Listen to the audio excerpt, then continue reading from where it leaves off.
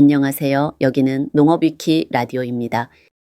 지난 회에 농지대장과 농업경영체, 농사지원의 첫 단추 2개를 채웠는데요. 그때 이런 말씀을 드렸습니다. 직불금도 면세유도 이 2가지에서 시작된다. 그래서 오늘은 그 본편입니다. 공익직불금. 어떤 구조로 되어 있고 어떻게 신청하고 무엇을 지켜야 하는지 차근차근 풀어보겠습니다. 먼저 공익직불금이 뭔지부터요. 이름에 답이 들어 있습니다. 공익 그리고 직불. 농업과 농촌에는 먹거리를 지키고 환경을 보전하고 마을을 유지하는 공익적인 기능이 있죠. 그 공익 기능을 지켜주는 농업인에게 나라가 중간 단계 없이 직접 돈을 지급한다. 그래서 공익직불금입니다.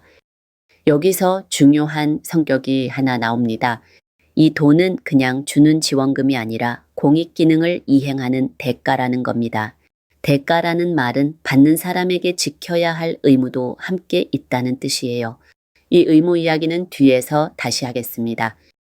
공익직불제는 2020년에 만들어졌습니다. 그전에는 쌀직불, 밭농업 직불, 조건분리 직불처럼 여러 직불제가 따로따로 있었는데요. 이걸 하나로 묶어 정리한 것이 지금의 공익직불제입니다. 구조는 2갈래입니다. 기본형과 선택형이에요. 기본형은 농지에서 실제로 농사를 짓는 농업인이라면 폭넓게 신청할 수 있는 기본 직불입니다. 그리고 이 기본형이 다시 둘로 나뉩니다. 소농직불금과 면적직불금입니다. 소농직불금은 이름 그대로 작은 농가를 위한 겁니다. 특징이 분명해요. 면적과 관계없이 농가 단위로 정해진 금액을 줍니다. 밭이 아주 작으면 면적으로 계산했을 때 받는 돈이 얼마 안 되겠죠. 그래서 작은 농가에는 면적 대신 일정액을 보장해 주는 겁니다. 대신 문턱이 촘촘합니다. 소농직불금은 요건을 전부 충족해야 받습니다. 농가 전체의 농지 면적 합계가 일정 범위 아니어야 하고요. 소유한 농지 면적도 한도 아니어야 합니다. 영농에 종사한 기간, 농촌에 거주한 기간도 일정 기준 이상이어야 하고 농업 밖에서 버는 소득이 한도를 넘지 않아야 합니다. 면적, 소유, 종사기간, 거주기간, 소득 이 5가지를 다 보는 이유는 분명합니다. 실제로 농촌에서 농사로 살아가는 작은 농가를 지원하려는 제도이기 때문입니다.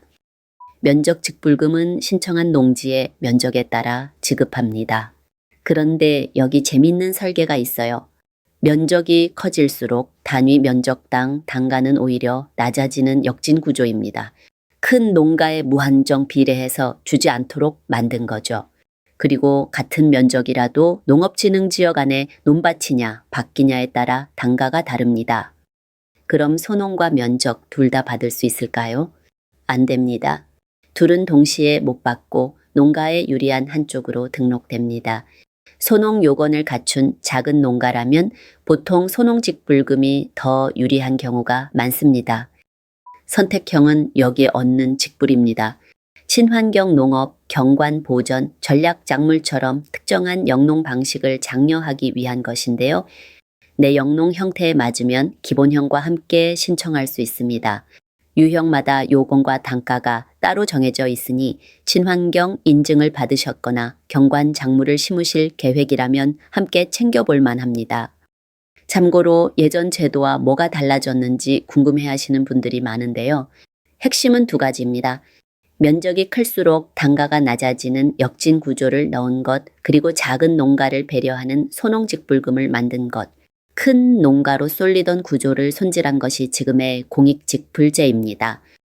이제 신청 이야기입니다. 여기서 제일 중요한 한 문장.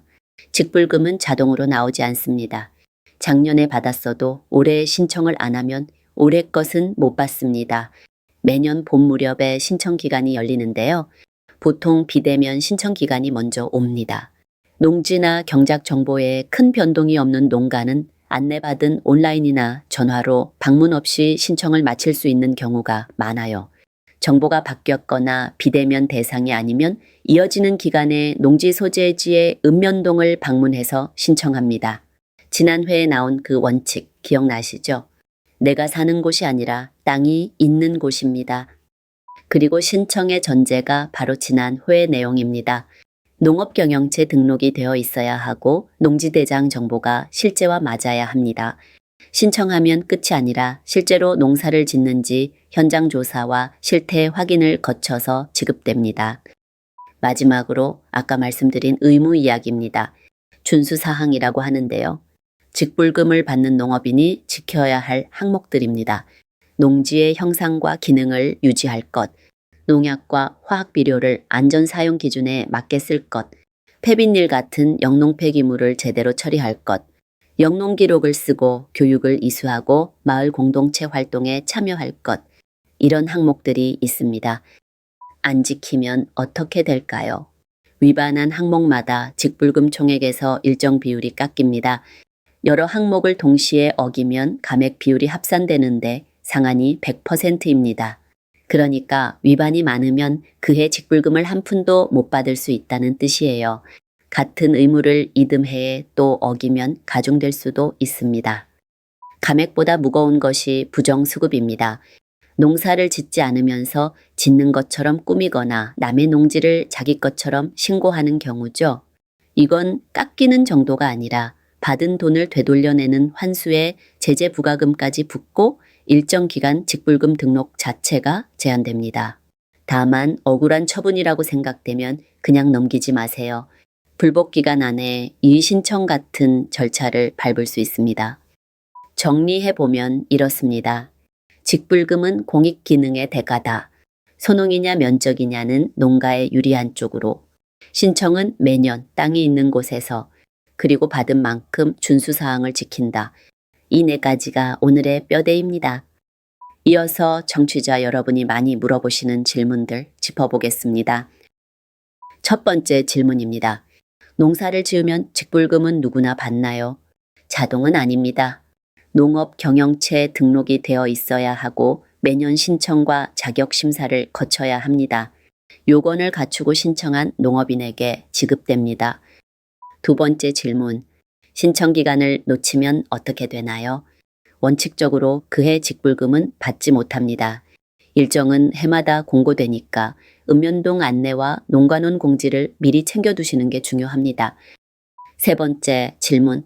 저는 밭이 아주 작은데 신청할 의미가 있나요? 오히려 그 반대일 수 있습니다. 소농직불금은 면적과 관계없이 농가 단위 전객을 주는 제도라서 작은 농가일수록 챙길 이유가 큽니다. 요건 충족 여부를 읍면동에서 상담받아 보세요. 네 번째 질문. 소농으로 할지 면적으로 할지 제가 고르나요? 둘은 동시에 못 받고 농가에 유리한 쪽으로 등록됩니다. 소농 요건을 채우는지에 따라 갈리니까 신청할 때 상담을 받아 정하는 것이 좋습니다. 다섯 번째 질문. 직불금 단가는 얼만가요? 단가와 소농직불금 금액 각 요건의 정확한 수치는 해마다 예산과 시행지침으로 정해집니다. 그래서 이 방송에서는 특정 금액을 말씀드리지 않습니다. 신청 연도의 시행지침과 읍면동 농관원 안내로 확인하시는 것이 정확합니다.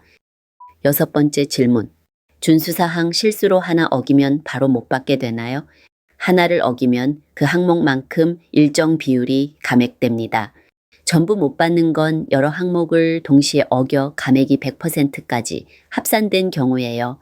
그리고 자연재해처럼 어쩔 수 없는 사정이 있었다면 미리 관할 기관에 알리고 근거를 남겨두시는 게 유리합니다. 일곱 번째 질문. 환수 통지를 받았는데 너무 억울합니다. 고의로 꾸민 부정수급과 몰랐다가 사후에 요건이 어긋난 경우는 다르게 평가될 수 있습니다. 처분의 사유와 산정 근거를 확인하시고 무엇보다 불복 기간을 놓치지 마세요. 기간 안에 이의신청이나 행정심판 같은 절차를 밟는 것이 안전합니다. 마지막 질문입니다.